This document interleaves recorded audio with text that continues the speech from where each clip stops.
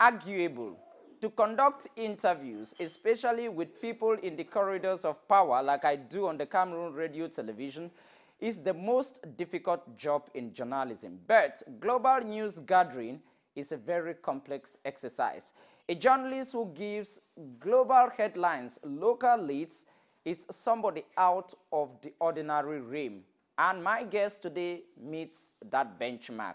Arison Tamfu has been moving from one continent to another or to the other to win prizes. He is a Cameroonian journalist and he is a multi-awards winning journalist. Why is he succeeding and many of us unable to do that?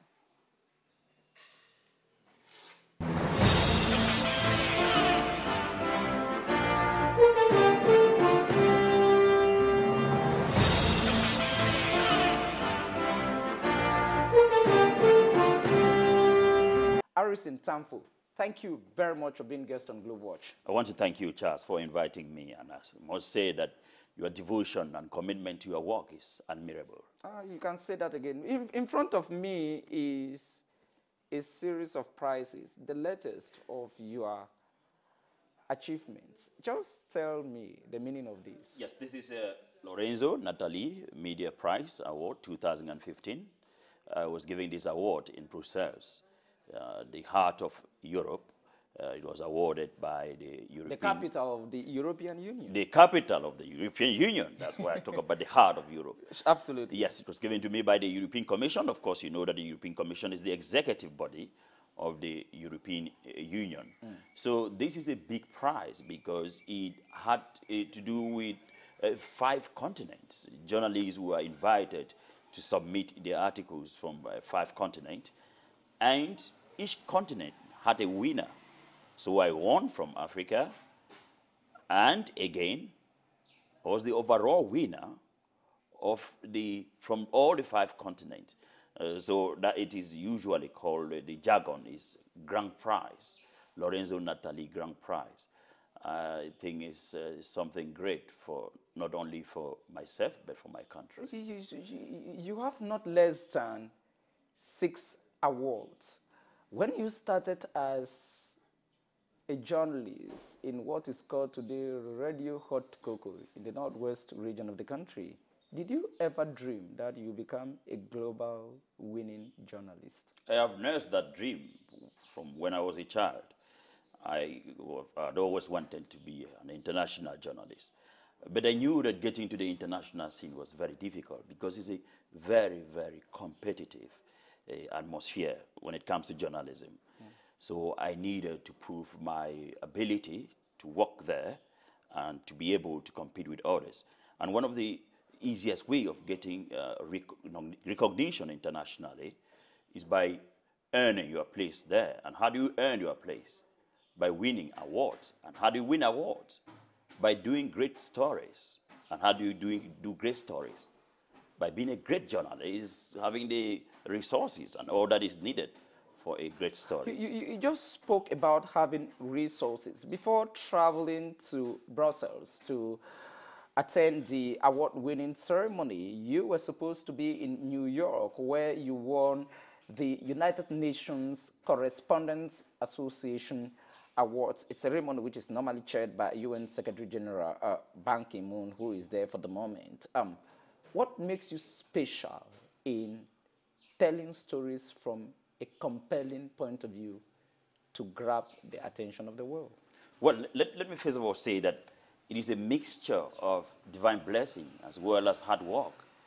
But most importantly, it is also, it has to do with a commitment and devotion to work, which many journalists around here have that.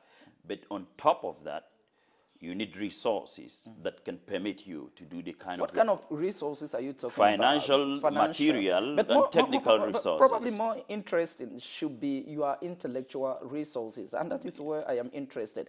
In front of me are a series of international newspapers. The Economist, one of the most celebrated in the world, Jeune Afrique, and back home, Cameroon Tribune. How on earth do you succeed to beat guys from The Economist? How on earth do you succeed to beat guys from the New York Times, from the Washington Post, from Le Monde, to win such a prize? What makes your writing skills special? The timeliness of reporting and the subject matter makes most of my reporting outstanding. You must report within a certain context and within the subject of the award.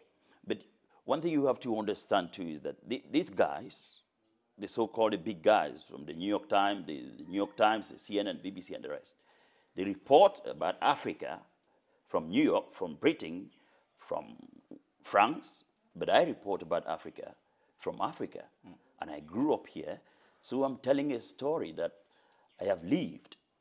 I explain it in a passionate and more understanding way.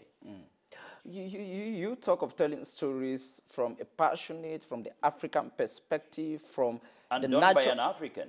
Done by an African who has lived in Africa. But probably you should tell me in this interview what kind of stories are of interest to you. Development journalism. We are living in a country where hard news has no place.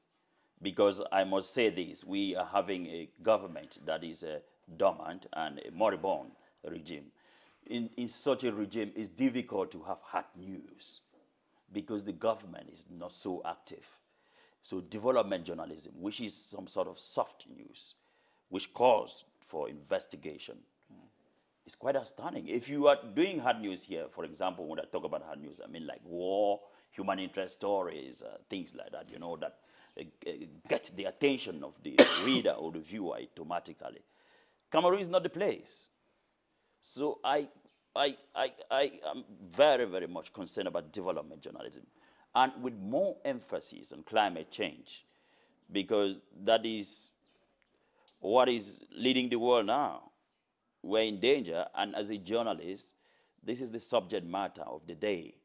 And I have to do a report to explain to people what it means. Wherever, whenever on earth, this kind of story sells. Well, you just spoke about climate change. The Archer Awards, the CNN Multi-Choice Awards, and the United Nations Correspondents Association's award you received all had to do with stories dealing with climate change, which is a global issue. Yes.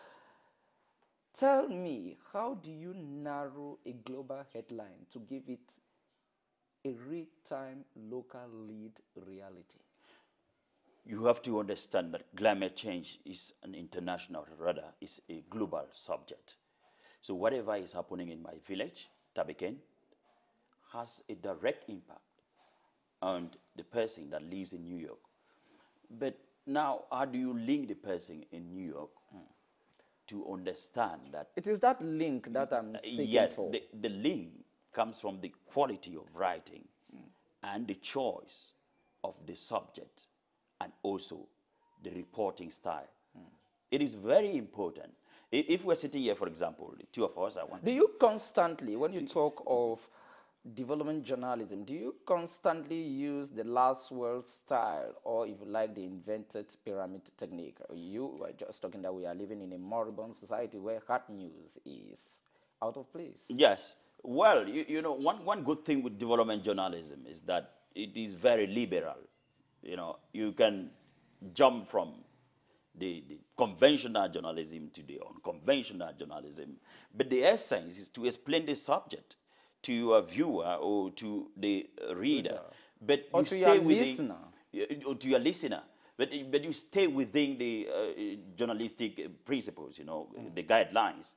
But there is no specific way. That's one thing that I like about development journalism. It's a flexible field.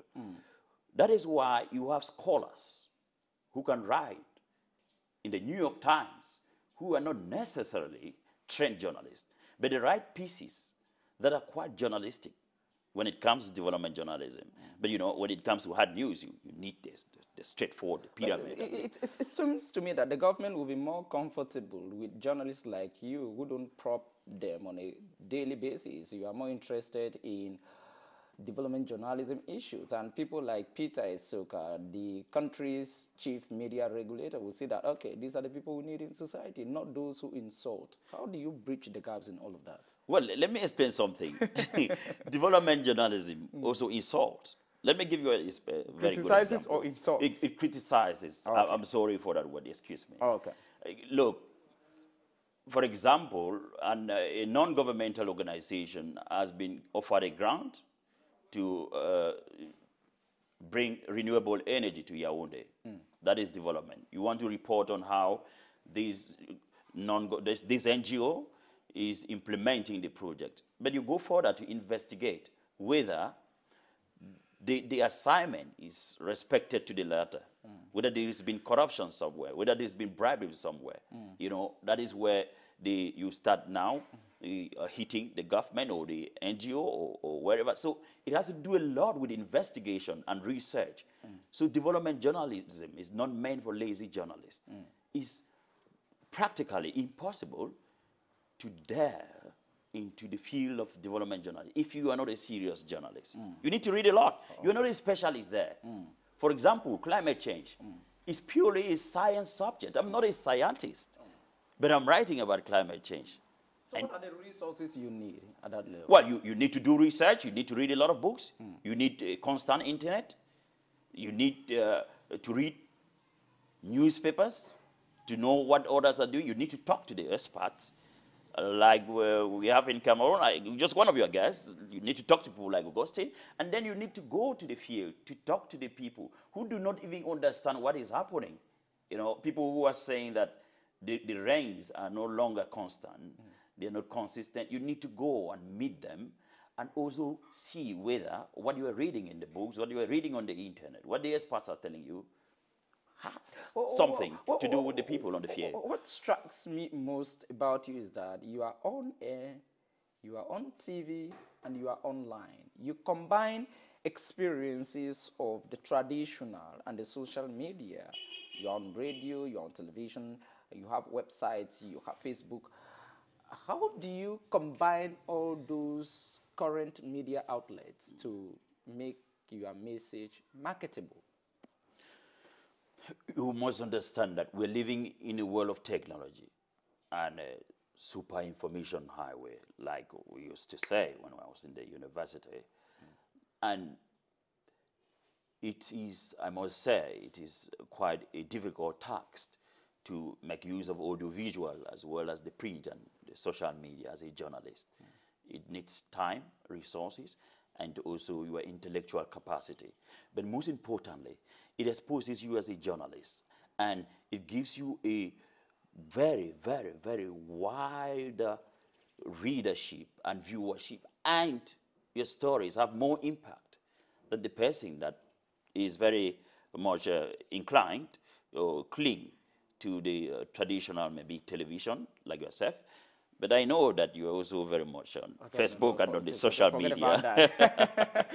Forget about that. Forget about that. When you receive the awards and you take them back home, how do you feel, and to whom do you dedicate them? My mother, my sweet mother. My mother, she suffered a lot to bring us up. I didn't see my father, you know, because I lost my father. My father died before, when I was still very young. So my mother struggled to bring me up, and I grew up in very difficult conditions.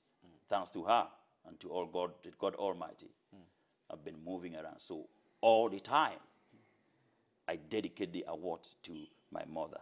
But in process, because there were two prizes, I couldn't just say mother, mother, mother, mother. So for Africa, I had to dedicate to mother, and for the grand prize, that is for the overall winner for the 5 continents, I had to dedicate it to my country, Cameroon, because I think that my achievements and my successes should serve as an inspiration and an encouragement to the journalists in Cameroon. You know, we work under very difficult conditions. So I just think and I believe that they should understand that the darkest hour is nearest down, and that with good journalism, we can change our country. You just spoke of we're working in the darkest conditions. Some people may argue that. But what I want to suck out of that is, what has been your most difficult story to cover? The one that won this prize, renewable energy, it was extremely difficult. First of all, I did the story in 2 villages in Banso to get to Banso as an independent journalist, as a freelance journalist. Yeah, I know that you are a freelance journalist. I use my resources, you know, before selling the stories. So I do a good story before I sell. So at the level of resources, it was a problem because I had to hire vehicles, you know, a lot of money. And then the subject matter itself is very complicated. It's very complicated. Renewable energy, like I said, is science. And I'm not a scientist. To read and to be able to explain to people that this is what renewable energy means to Africa, that it means good news and bad news to Africa. I needed to do a lot of research and investigation. Where is the bad news in that, and where is the good news in that? In renewable energy? Yeah. Yeah, it's coming at a time that Africa's extractive industry is booming, you know. In East Africa, there are a lot of oil discoveries. Renewable energy is coming to replace this kind of oil, that's the fossil fuels. The good news is that these oil discoveries can boom our economy. But the bad news is that they're coming at a time when renewable energy is coming to replace fossil fuels. And if we do not do that fast enough, our planet is going to be in danger. You have worked with so many Cameroonian media outlets. You were the editor of Equinox Television in Douala. What advice can you have to your colleagues in Cameroon concerning reporting in particular as journalists? I would like, that's a very good question. It is very important for Cameroonian journalists not to limit their ambition, because a lot of Cameroonian journalists are limited in ambition.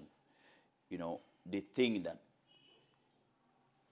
to be a good journalist, you have to appear on TV and move along the street, and then people will say, hey, Charles, hey, that's him. And then the guy with the good voice, when he's passing this here, but that's the child, that's Charles, he talks on radio. And then Charles is proud, you know, he's proud about that. Yeah. Journalism is more than that. It's about changing society. It's about changing the world. I advise... You know, yeah, go on your advice. Yes, they should concentrate on their individual development. And this is a very sincere advice. And don't care so much about the working conditions in the media organs where they work, because I've been there. The working conditions are so deplorable that you are discouraged. Your talent is, you know, you feel that you are not even a good journalist. But I was there and I was feeling that way. But I knew that I'm first and foremost Tamfu before being CRTV or Equinox or CNN. So I needed my personal development. And how do I get developed? I have to work hard. Work hard means what?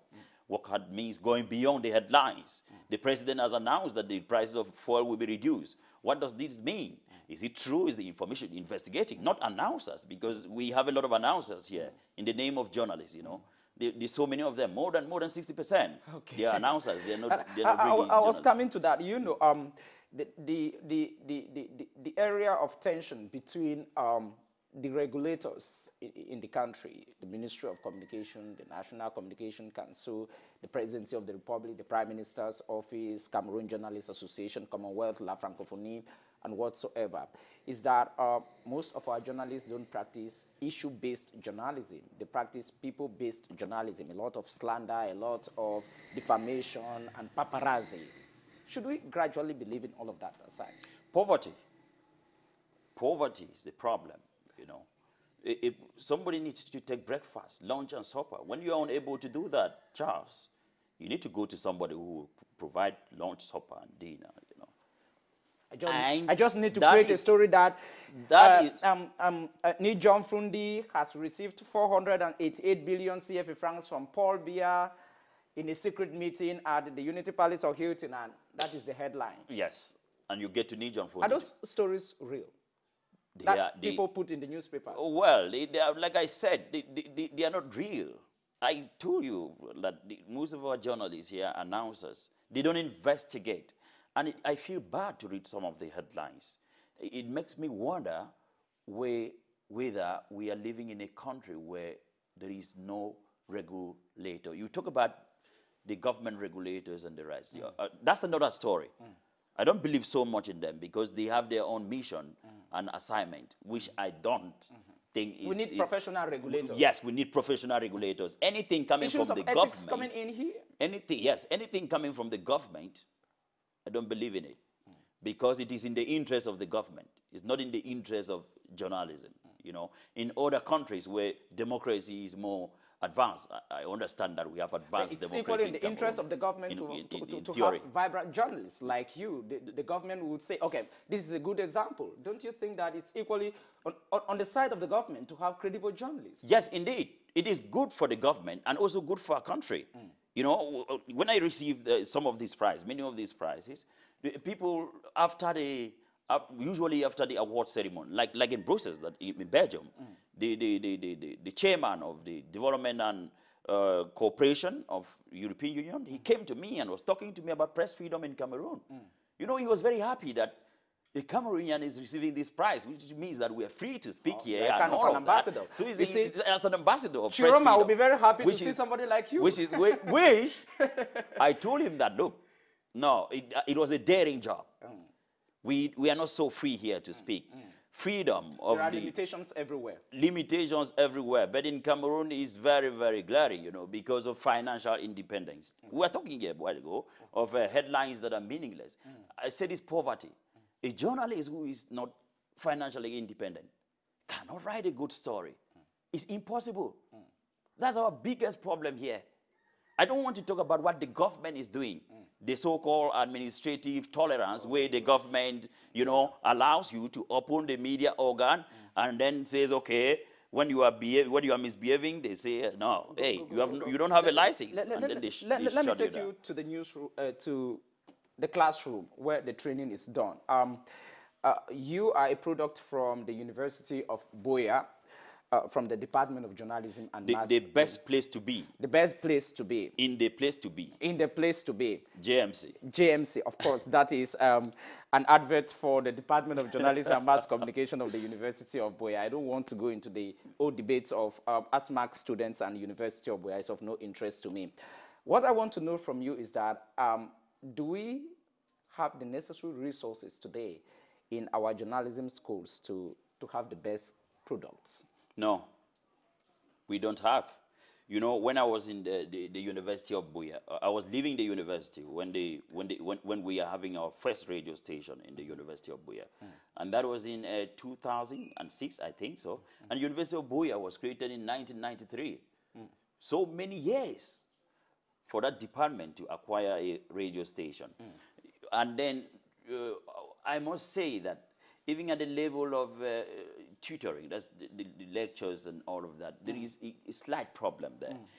It is true that journalism in universities, in the academic milieu, is academic as well as practical.